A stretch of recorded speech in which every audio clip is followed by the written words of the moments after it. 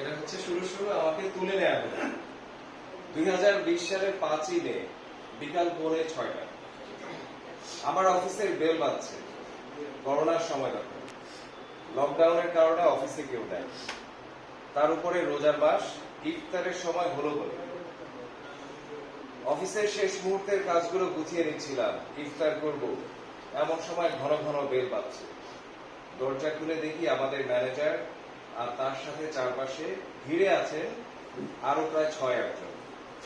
দেখেই বুঝেছি এরা কোন বাহিনী। আমার সামনে ভয়ঙ্কর বিপদ। এক মুহূর্তের জন্য মনে হলো দরজা বন্ধ করে দেই, কিন্তু সাথে সাথেই বুঝালাম এতে হিতে বিপরীত হবে। জোর করে নিজেকে সহজ রাখলাম। জিজ্ঞেস করলাম, জি বলেন, আপনি দিদারুল ভুইয়া? জি, আমরা আপনার সঙ্গে কথা বলতে চাই। নিশ্চয়ই, কিন্তু আপনারা কারা? আমরা র্যাব থেকে এসেছি। আপনাদের কোনো আইডি আছে সাথে? জি নিশ্চয়ই। আমি 2-3 জনের আইডি দেখলাম, দরজা ছেড়ে নিজের চেয়ারে বসে তাদের বসার জন্য অনুরোধ করলাম। ওনারা প্রথমেই আমার ফোনটা চেয়ে নিলেন, তারপর জিজ্ঞেস করলেন, আপনি মুশতাক আহমেদকে চিনেন?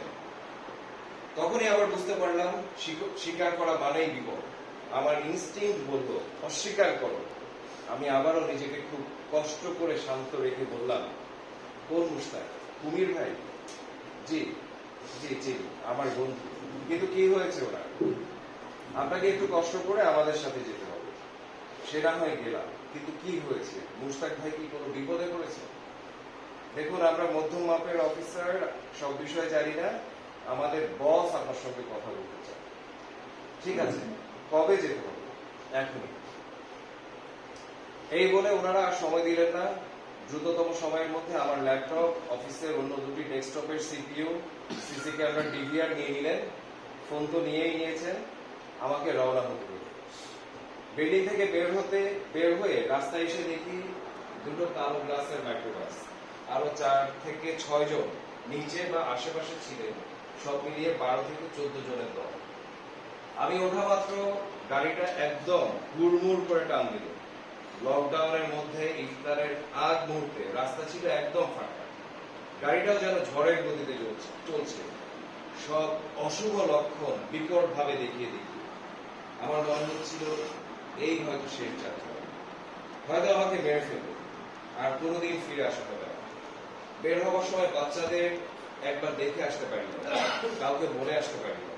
খুব ভেঙে পড়ছিলাম। ভয়, দুঃখ, হতাশা সব যেন একসাথে জাপটে ধরছিল। আবারও জোর করে নিজেকে থামালাম, নিজেকে বোঝালাম তারা যদি মেরে ফেলতে চায় সেটা ঠেকানোর কোনো ক্ষমতা আমার নাই, কারোরই নেই। আর আমি ভয় পেলে তারা আরো পেয়ে বসবে। তার চেয়ে নিজেকে ভয়, হতাশার ঊর্ধ্বে তুলে নেব। যাই আসুক সামনে, আমি তা সহজ ভাবে নেব। তাদেরকে আমার উপর জিততে দেব। আমাকে তারা মারতে পারবে, কিন্তু হারাতে তাদের আমি দেব একবারের জন্য। এরপর সবকিছু সহজ হয়ে গেল। আমি তাদের সাথে একটু একটু আলাপ শুরু করলাম। তারা শুরুতে খুব অবাক হলে, পরে আমাকে সহজ ভাবেই নিলেন। এটা ছিল আমার জীবনের সবচেয়ে বড় একটা বিজয়ের ঘটনা।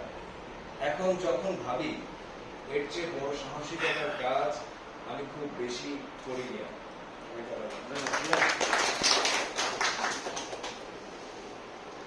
কেমন জেল চাই?